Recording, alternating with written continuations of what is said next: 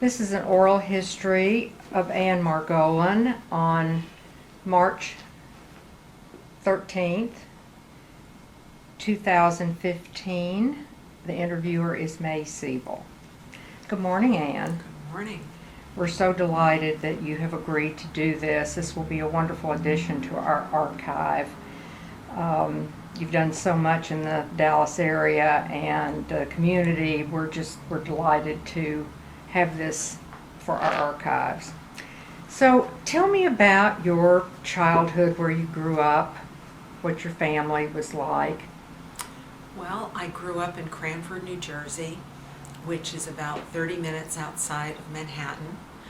I grew up in a nice middle-class home, went to public school, have one younger brother. My mom was a teacher, and education was very important, and being Jewish was very important. So tell me about your Jewish life. My grandparents, my mother's parents, who I grew up with, my father's parents had both died before I was born, so I didn't know them. But all four of my grandparents were Russian immigrants, and they came over to escape persecution, pogroms in Russia in the 1910 to 15 range. And their commitment to Judaism was very strong. My grandmother used to observe Shabbat every Friday night, and we would go there, certainly not every week, but often. And my understanding of their background was very central and important to my life and to my identity. So what did you and your parents do? You went to Sunday school, I'm sure. Tell me about your synagogue. We belonged to a conservative synagogue, and I went to religious school 2 days a week after school and on Sunday mornings. It was a big commitment. Can't say I always loved it, but I learned a lot. I learned to read Hebrew, which I still know how to do, so I'm grateful for that. I had a bat mitzvah, except at the time that I had it, girls had theirs on Friday night and were not allowed to read from the Torah. So things have changed for the better since then. And have you read from the Torah since then? I actually have once, yes. So that's great. And what did you do for fun as a child? What are some of your memories? Well, a lot of my memories have to do with theater. I was in a lot of plays in high school and at summer camp. And I had the lead in South Pacific at camp and Oklahoma. And I also was an editor of the high school paper. And I was not involved in athletics. Girls did not do athletics in Cranford, New Jersey when I was growing up. That's really interesting. And then you went away to college. Yes. One thing I forgot to tell you is I was very, very active in BBYO. I was chapter president, and I was on the regional and national boards. When I was a senior in high school, I was on the national board of B'nai B'rith Girls. So you got your my start initial early. leadership experience. It really was. Yeah. That's great. So where did you go to college? I went to Northwestern University, and I majored in communication. And there was a 4-year program that allowed me to get a bachelor's degree and a master's degree simultaneously. And they had just started that program, and I was one of the first 2 people to complete it. So it was a lot of work packed into 4 years. And following that, what did you do? I worked for a year as an administrative assistant at a foundation, and then I went to business school to get an MBA. And following that? Following that, I went to work for Standard Oil of Ohio in Cleveland in large part because that's where Fred Margolin was, in Cleveland. And so I went there so that I could be with him, and we got married a year later. I wasn't crazy about my job in Cleveland, but everything worked out in the end because based on some of the work that Fred was doing, we decided to start a business, and the business ended up being in Dallas, and that was how we That's how you got got here. here. Well, how did you meet Fred? Oh, we met on a blind date. We were introduced by my cousin Mark, my second cousin, who was his best friend in high school. And as it turns out, it was really Mark's mother who kept pushing for Mark to introduce us, and he did. And we had a very successful first date. We went out for dinner, and then on the way home, Fred asked me, we were passing a bowling alley, and he said, "Do you want to go bowling?" So we went bowling, and it's the only time since I've known him that I've beaten him at bowling. Oh. Do you still bowl? Very rarely. Rarely. So what brought you to Dallas? What was the business? It was an insurance business, and there were two pieces of the business. One was insurance for banks, a kind of insurance that insured installment loan portfolios, which I won't bore you with. And the other was a program for auto dealers. And so we were both in our mid to late 20s when we got it going, and we had it for about 5 years. I was on the road a lot doing sales and servicing of accounts, and then we sold the business after 5 years. There was someone who wanted to buy it, and we were fortunate to sell it. It was a good thing. So you said that business brought you to Dallas? Yes. Yeah. So, and once we sold the business, at that point we were so involved and committed in Dallas that there was never a question. We never even had a conversation about leaving. About leaving? Never. Well, that's good. That's certainly to our advantage. Uh-huh. Tell me about your kids. I have 2 children, Richard and Jane. Richard is almost 29. He's a mechanical engineer, and he builds humanoid robots. So he's in business with Fred. They have a startup that is manufacturing robots that teach children with autism social skills, as well as, the robot can teach anything, so it's a matter of how it's programmed. So it can teach computer science, it can teach languages, it can do whatever you want, but right now the focus is on the skills for children with autism. And I have a daughter, Jane, who is 26. She lives in Washington, D.C. right now, and she's working for a management consulting firm that does work for the federal government primarily. And she hopes to follow in my footsteps and get an MBA. I'm sure she will. Uh-huh. Good for you. So you sold the business after 5 years, and is that when you started getting into community work? Yes. When we had the business, I had joined a couple of business organizations. One of them was the North Dallas Chamber of Commerce, and there was a group that had formed at the time, Executive Women of Dallas, because at the time there weren't that many women executives or business owners. And so through those things I started getting involved in a variety of ways. And one thing led to another, and it was actually largely through the North Dallas Chamber I got involved in local politics. I supported a man named Jerry Bartos when he ran for city council. Actually, I did a lot more than support him. He asked me to be his campaign chair. So I ran his campaign, which I had no idea how to do, but nonetheless, he won, and he appointed me to the City Plan Commission, which was, like kind of jumping into the deep end of the swimming pool. I mean, it really was. And then a couple years later, I got involved in the campaign of Lee Jackson when he ran for county judge. And when he won, he appointed me to the Parkland Hospital Board.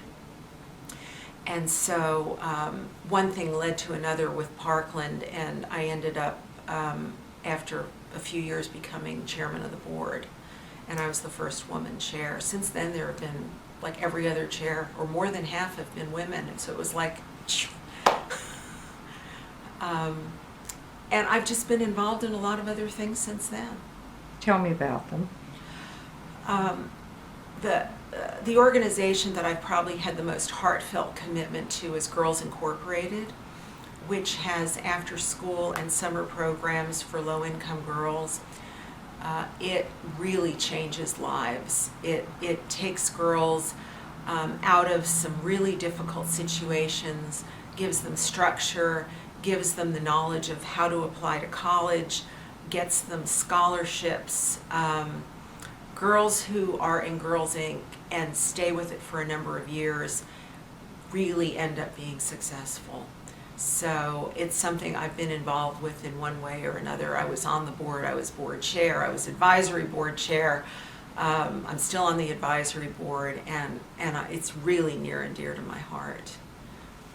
And what about, you were founder of Chapis Project? The Chapis Project is an organization that raises money to provide microloans to women in developing countries. In our case, it was primarily Latin American countries. And we didn't make the loans ourselves, but we provided the funds to organizations that were on the ground there and made the loans. And there's a whole process involved in evaluating somebody and making a loan. But the thing that was amazing to me about it is that a $100 loan could be enough to start a business, and then the loan gets paid back, and so the money gets used all over again. So it's really incredible. To me, it was like, oh, that's magic. And how did you, tell me about the founding of something like that? Well, it was really, I was called into it by my dear friend Lucy Billingsley, who, and you know, I don't even remember now how she found out about it, but she was so excited about it, and she and her mom had access to a friend's plane, and they took 30 of us down to Mexico to see a micro lending institution on the ground so that we would get it. And we came home and it was like, okay, we have to do this. This is important. So that was how I got involved with it. And then your run for the city council, how did that come about? It came about because, I mean, this sounds like a cliche, but it was really true. A lot of people suggested it to me. The seat was open when Mitchell Rosansky's term was over, and he had appointed me to the park board, which was also kind of a lining me up to do this. And so it was kind of like, why not? I think this would be a great way to serve. I felt that I had a lot of business background and common sense to bring to the council, that I could be a voice of stability and reason. And I really, really wanted to look into the city finances and city budget and understand what was going on there. And so I decided to go ahead with it. And my first campaign was surprisingly tough, but in the end I won. And while you were on the city council, what are the things you bring away from that are the most memorable, that you're most proud of? Yeah, I really enjoyed being chair of the Arts, Culture, and Libraries Committee my last 2 years. Mayor Rawlings appointed me to do that and to help him raise business awareness of the importance of the arts for the economy of Dallas. And so we created a kind of a series of gatherings where we invited business leaders and would have speakers come in, and the mayor would be there to kind of pitch the arts to the business community, because as generous as our business community is, it has not been overwhelmingly generous to the arts. And so this was to try to kind of gear that up. So that was exciting. Another memorable, very memorable for me, project was the zoning of the Ursuline soccer field, which was probably the most contentious thing I dealt with while I was on the council. And in the end, we approved it, and so the girls at Ursuline now have a soccer field. Most contentious. I know you've been involved in other things. Tell me about anything we haven't covered. I know you've been busy in the community. I know. Why am I drawing a blank? Isn't that funny? What am I missing? Parkland, Girls Inc., Chapis. Those are all the main things.